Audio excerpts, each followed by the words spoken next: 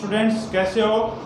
मैं Santosh Sharma, DAV public school Sikar, class 10th के chapter number 4 immunity and blood group के part number 5 के अंदर अपन पढ़ेंगे एंटीबॉडी, प्रतिरक्षी। प्रीवियस जो क्लास थी उसके अंदर हमने एंटीजन के बारे में देखा था, ठीक है। उससे अपन डिफरेंस करते हुए भी चलेंगे और यहाँ पर एंटीबॉडी क्या है, फिर एंटीबॉडी की स्ट्रक्चर क्या है, टाइप्स ऑफ एंटीबॉडी क्या है, उसका अपन क्या करेंगे, स्टडी आज करेंगे। तो सबसे पहले तो एंटीबॉडी है क्या? तो antibody are made up of gamma globulin. ये क्या है? Gamma globulin protein and provide immunity, hence they are known as immunoglobulin, जिसको अपन आईजी के शॉर्ट नाम से भी अपन क्या करते हैं, जानते हैं। यानी प्रतिरक्षी जो होती है वो एक गामा ग्लोबुलिन प्रोटीन की बनी होती है। कौन? ये एंटीबॉडी जो किसकी बनी होती है? गामा ग्लोबुलिन प्रोटीन की बनी होती है, जो प्रतिरक्षा प्रदान करती है एंड प्रोवाइड इम्यूनिटी, यानी हमें क्या करती है, प्रतिरक्षा प्रदान करती है। प्रतिरक्षा मतलब एंटीजन के विरुद्ध कार्य करने की या उस रोगाणु के प्रति लड़ने की क्षमता हमें प्रदान जो करती है वो क्या होती है? एंटीबॉडी होती है। इस एंटीबॉडी को यह इम्यूनोग्लोबुलिन के नाम से भी जानी जाती है, इसको अपन क्या बोलते हैं? इम्यूनोग्लोबुलिन। तो स्टूडेंट्स, एंटीबॉडी क्या हो गई? यानी अपन ये कह सकते हैं एक गामा ग्लोबुलिन प्रोटीन होती है जो हमें एंटीजन के प्रति या उसके विरुद्ध हमें प्रतिरक्षा प्रदान करती है, वो क्या कहलाती है? एंटीबॉडी कहलाती है। This protein form against antigen by plasma cell, they destroy antigen और अट्रैक्ट फेगोसाइटिक फॉर डिस्ट्रक्शन। ये क्या कर रहा है कि ये प्रोटीन जो होती है प्लाज्मा कोशिका द्वारा एंटीजन के विरुद्ध बनती है। यानी पहले भी कहा था ये बनाती कौन है एंटीबॉडी को? प्लाज्मा सेल बनाती है। और ये प्लाज्मा किसके प्रति? उस एंटीजन के विरुद्ध। यानी हमने भी कहा कि हमारे शरीर के अंदर जो भी कोई रोगाणु प्रवेश करता है, रोग प्रवेश करता है, उसके प्रति लड़ने की क्षमता तो क्या होती है? एंटीबॉडी होती है, जो एंटीजन को नष्ट करती है। यानी जो बनता है उसको एंटीजन क्या करती है? नष्ट करती है, या प्रतिजन को नष्ट करने के लिए भक्षकाणु कोशिकाओं को आकर्षित करती है। अपन ये कह सकते हैं जो एंटीबॉडी होती है वो या तो एंटीजन को नष्ट करने का कार्य करेगी या फिर फेगोसाइटिक कोशिकाओं को अट्रैक्ट करेगी, ताकि वो फेगोसाइटिक कोशिका क्या करे? उसको नष्ट कर दे, उसको खा जाए। तो ये क्या होती है? एंटीबॉडी होती है। फिर यहाँ एक शब्द लिखा पैराटोप, जैसे वहां हमने लिखा था एपिटोप, वहां हमने क्या लिखा था? एपिटोप लिखा था। एपिटोप की डेफिनेशन हमने क्या बताई थी एंटीजन के अंदर? कि एंटीजन का वह भाग जो एंटीबॉडी के साथ रिएक्ट होता है वो क्या कहलाता है? एपिटोप कहलाता है। सेम एजिटी डेफिनेशन है। पैराटोप क्या होता है कि एंटीबॉडी का वह पार्ट जो एंटीजन के साथ रिएक्ट होता है, in the part of N antibody which react with antigen। वहां हमने क्या लिखा था? Part of N antigen which react with antibody, वहां हमने ये लिखा था। यानी एंटीजन का वह भाग, वह पार्ट जो एंटीबॉडी के साथ रिएक्ट होता है वो तो एपिटोप हो गया। और यहाँ पे क्या बोलेंगे कि एंटीबॉडी का वह भाग क्या है? एंटीबॉडी का वह भाग जो किसके साथ रिएक्ट होगा? एंटीजन के साथ रिएक्ट होगा, क्या कहलाता है? पैराटोप कहलाता है। याद ऐसे रखें, एंटीजन और ये क्या होता है? प्रतिरक्षी। आप याद रखें, प्रतिरक्षी और पैराटोप, इसमें पै आता है उसमें भी क्या होता है? पै आता है। तो पैराटोप किसके अंदर होगा? प्रतिरक्षी एंटीबॉडी के अंदर ये पाया जाता है, ठीक है। तो ये तो है अपने क्या? एंटीबॉडी जो। अब अपन देखते हैं स्ट्रक्चर ऑफ एंटीबॉडी। यानी सबसे पहले हमने एंटीबॉडी की डेफिनेशन देखी थी और अब अपन देख रहे हैं एंटीबॉडी जो है उसकी संरचना क्या होती है। तो फर्स्ट पॉइंट है antibody has biceps structure, it consist 4 chain, 2 heavy and 2 light chain, so it is known as H2L2 molecules. ये क्या कह रहा है कि प्रतिरक्षी जो है वाई शेप में होती है, जो आपको दिख रहा है अंग्रेजी के वाई अक्षर के अकॉर्डिंग होती है ये, और ये 4 चेन रखती है। 4 कौन सी हो गई? 1 2 3 और 4, यानी 2 इधर है, 2 क्या इधर है, तो टोटल कितनी हो गई? 4 चेन रखती है। आगे लिखा हुआ है 2 हैवी एंड 2 लाइट एंड, 2 भारी और 2 क्या होती है? हल्की। जो रेड कलर से बना रखी है वो तो क्या है? हैवी चेन है, और जो ग्रीन कलर से बना रखी है वो कौन सी है? लाइट चेन है। तो 2 तो हो गई है लाइट ग्रीन वाली, 2 हो गई रेड यानी हैवी, तो 2 हैवी हो गई और 2 क्या हो गई है? लाइट। तो टोटल कितनी हो गई? 4 चेन इसके अंदर पाई जाती है। और इसी के अनुसार इस एंटीबॉडी को H2L2 अणु के नाम से भी जाना जाता है। H का मतलब हो गया हेवी और L का मतलब क्या हो गया, लाइट। के 4 चेन जो H2L2 अणु के नाम से भी जाना जाता है, H2L2 कहें या एंटीबॉडी कहें, एक ही चीज है। नेक्स्ट पॉइंट है heavy chain contain 440 amino acids and light chain contain 220 amino acid. यानी जो हेवी चेन है उसको हेवी चेन क्यों कहा गया, क्योंकि इसके अंदर 440 एमिनो एसिड्स पाए जाते हैं, यानी 440, एंड लाइट चेन के अंदर 220 यानी 220 एमिनो एसिड्स पाए जाते हैं। थर्ड पॉइंट है वन हैवी चेन यानी H and one light chain, one heavy chain यानी H and one light chain यानी L together form disulphide bond and form heavy light dimer HL dimer. ये क्या कर रहा है कि एक तो लाइट चेन और एक हैवी चेन, ये वाली, ये एक लाइट चेन और ये एक ये हैवी चेन, ये दोनों आपस में डाइसल्फाइड, इसके बीच में मैंने ब्लैक कलर से S और S इस तरीके से लिख रखा है। इसका मतलब क्या है, डाइसल्फाइड बॉन्ड, जिसे यहां भी लिख रखा है ये, और डाइसल्फाइड बॉन्ड वो यहां पर भी होता है। तो दोनों ये चेन यानी एक तो हैवी हो गई और एक क्या हो गई लाइट चेन, आपस में किसके द्वारा जुड़ी होती है, डाइसल्फाइड बॉन्ड के द्वारा क्या होती है, जुड़ी रहती है। ठीक है, और किसका निर्माण करती है, HL डाइमर का। किसका, HL, H का मतलब हेवी, L का मतलब लाइट, लाइट और डाइमर यानी HL द्विलक का ये निर्माण करते हैं। नेक्स्ट पॉइंट है two such dimer joins by disulphide bond and form H2L2, यानी ये दोनों क्या करेंगे, टू सच डाइमर यानी एक डाइमर अपने पास इधर बन गया, एक डाइमर अपने पास इधर बन गया। डाइमर कैसे बन गया, ये लाइट चेन और ये हैवी चेन दोनों आपस में डाइसल्फाइड बॉन्ड के द्वारा जुड़कर एक क्या बन गया, द्विलक बन गया, डाइमर बन गया। इसी तरीके से इधर एक लाइट चेन और एक हैवी चेन आपस में ज्वाइन होके किसके माध्यम से, डाइसल्फाइड बॉन्ड। क्वेश्चन आता है कि ये जो डाइमर बनता है वो किसके माध्यम से बनता है, डाइसल्फाइड बॉन्ड के द्वारा बनता है। तो एक द्विलक यानी एक डाइमर इधर हो गया, एक द्विलक यानी एक डाइमर इधर हो गया। ये दोनों डाइमर भी आपस में किसके द्वारा जुड़े होते हैं, इस डाइसल्फाइड बॉन्ड के द्वारा जुड़े होते हैं, और आपस में जुड़कर किसका निर्माण करते हैं, H2L2 का निर्माण करते हैं। किसका निर्माण करते हैं, H2L2। H का मतलब हो गया हेवी, L का मतलब लाइट, H2 का मतलब दो हेवी, ये दो हेवी हो गई, L2 का मतलब दो लाइट। तो ये डाइमर और ये डाइमर आपस में भी किससे जुड़े होते हैं, डाइसल्फाइड। यानी डाइमर किससे बना, डाइसल्फाइड बॉन्ड से, और दोनों डाइमर आपस में जुड़कर H2L2 यानी एंटीबॉडी का निर्माण जो करते हैं वो भी क्या है, डाइसल्फाइड बॉन्ड के द्वारा जुड़ा हुआ होता है। It means there are two homologous half. ये क्या कह रहा है, इसका अर्थ क्या है, इसका अर्थ है कि प्रतिरक्षी यानी एंटीबॉडी अणु जो है दो समरूपी अर्धांशों से मिलकर बना होता है। दो समरूपी अर्धांश यानी ये वाला जो पार्ट है, इधर वाला अपन देखते हैं, इधर एक बार इसको भूजे या इधर वाला अपन देख लें, तो ये वाला पार्ट जो अपना है इसको एक अपना अर्धांश कहते हैं, और इधर वाले पार्ट को भी अपन क्या बोलते हैं, एक अर्धांश बोलते हैं। यानी आधा पार्ट इधर है, आधा पार्ट क्या इधर है। लेकिन देखिए दोनों एकदम बिल्कुल सेम के सेम है, जैसे पार्ट ये वाला है वैसा ये पार्ट ये है। तो अपन क्या कर सकते हैं कि दो समरूपी अर्धांशों से मिलकर बना हुआ होता है कौन, एंटीबॉडी, जो वाई आकार की होती है, इसकी दोनों भुजाएं लगी होती है, और दोनों क्या होते हैं, ये अर्धांश आपस में डाइसल्फाइड बॉन्ड के द्वारा जुड़े हुए होते हैं। नेक्स्ट पॉइंट है each light and heavy chain divided into two part, यानी प्रत्येक चाहे हैवी चेन हो और चाहे क्या हो लाइट चेन हो। किसकी बात करें, दोनों की बात करें, चाहे तो वो हैवी चेन हो और चाहे वो क्या हो लाइट चेन हो। ये दो भाग में डिवाइडेड होती है। किसमें होती है, दो भाग में। एक भाग का नाम होता है वेरिएबल पोर्शन, दूसरा होता है कांस्टेंट पोर्शन। मतलब एक होता है अस्थिर और एक क्या होता है, स्थिर पार्ट होता है। इस डायग्राम के अंदर यदि आप गौर से देखेंगे तो इसके अंदर ये देखो, मैंने ये जो ऊपर वाली आर्म जो इसकी बना रखी है उसके अंदर यहां मैंने डार्क डार्क कर रखा है, इसके ग्रीन वाले के अंदर भी यहां तक डार्क कर रखा है, ऐसा इधर हमने कर रखा है। एक मैंने इसको खाली छोड़ रखा है, इधर भी खाली छोड़ रखा है, कुछ डार्क नहीं करके यानी बिल्कुल हल्का कर रखा है।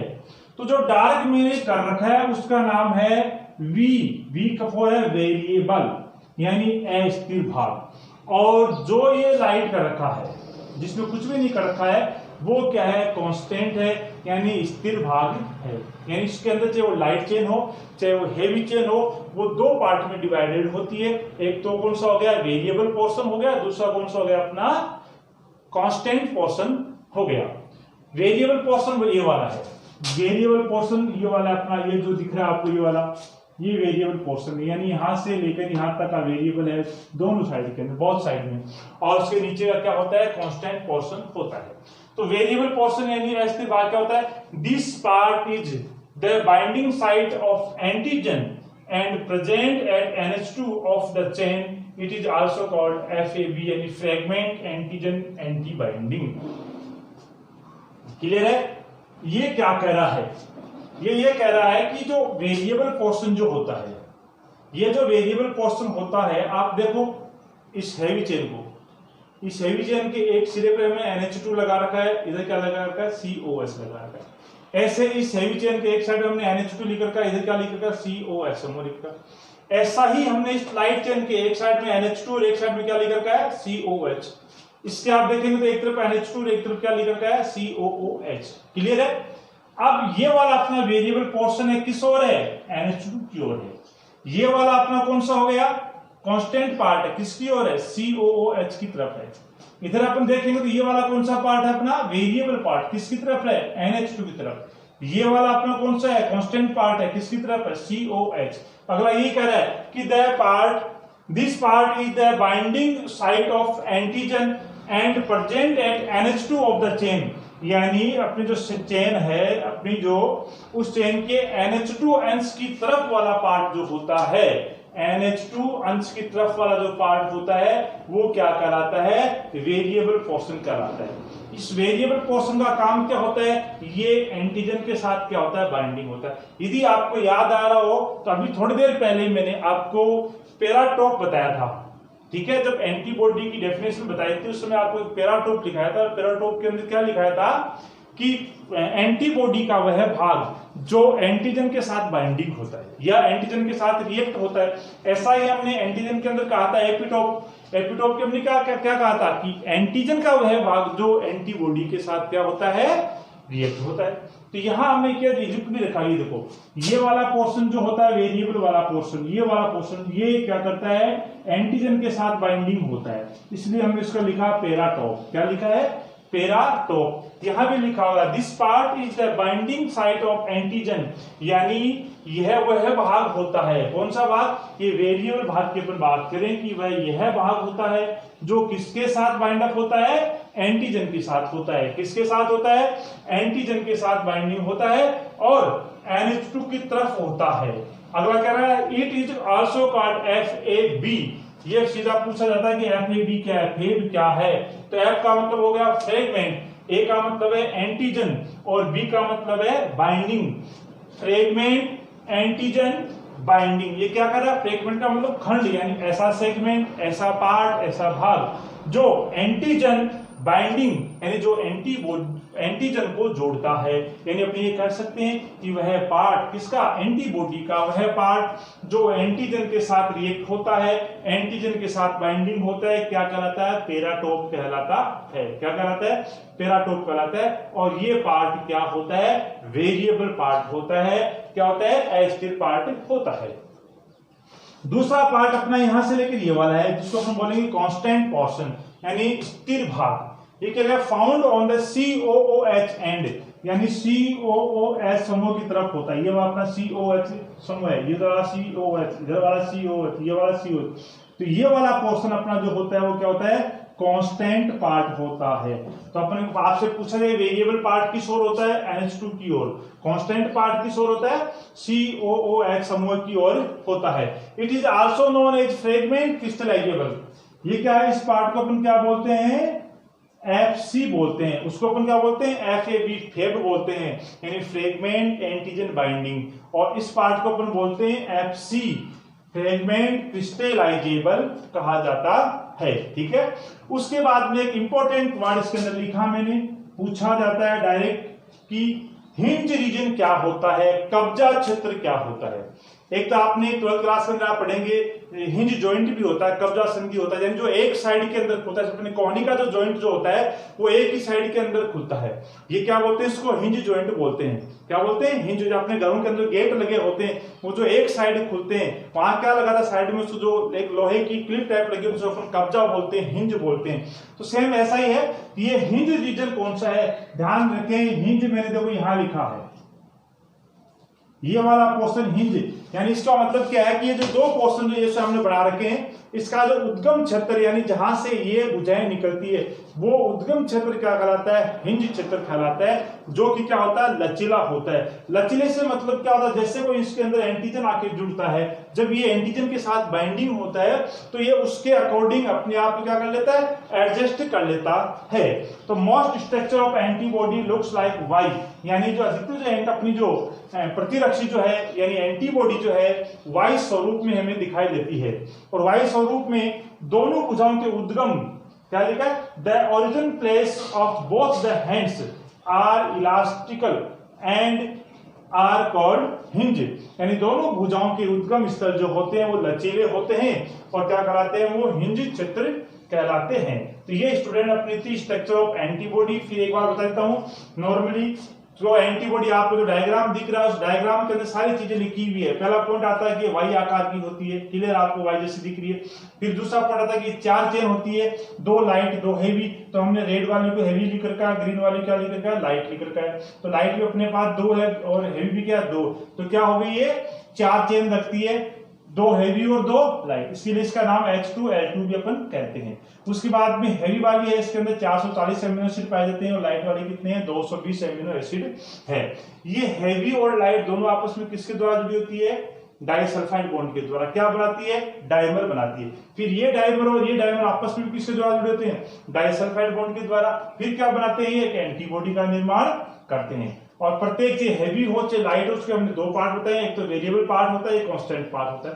वेरिएबल पार्ट NH2 की तरफ होता है, कांस्टेंट पार्ट COH की तरफ होता है। वेरिएबल पार्ट जो होता है वो पार्ट होता है जो एंटीजन के साथ बाइंडिंग होता है, जबकि ये कांस्टेंट पार्ट होता है वो एंटीजन के साथ बाइंडिंग नहीं करता है, क्लियर। इस बाइंडिंग वाले पार्ट को हमने FAB कहा था, यानी फ्रेगमेंट एंटीजन बाइंडिंग कहा था। और इस कांस्टेंट वाले पार्ट को हमने क्या कहा था, FC पार्ट कहा था, फ्रेगमेंट क्रिस्टलाइजेबल पार्ट हमने कहा था। फिर लास्ट अपना था हिंज, यानी दोनों भुजाओं का जो उद्गम जो होता है, origin place of both hand, यानी दोनों भुजाओं का जो उद्गम क्षेत्र होता है वो जो लचीला होता है उसको अपन क्या बोलते हैं, हिंज क्षेत्र बोलते हैं, कब्जा क्षेत्र बोलते हैं। तो ये आपकी थी स्ट्रक्चर ऑफ एंटीबॉडी, इंपॉर्टेंट है एग्जाम के अकॉर्डिंग, तो एग्जाम के लिए क्या है, इसको अच्छी तरीके से आप तैयार करेंगे।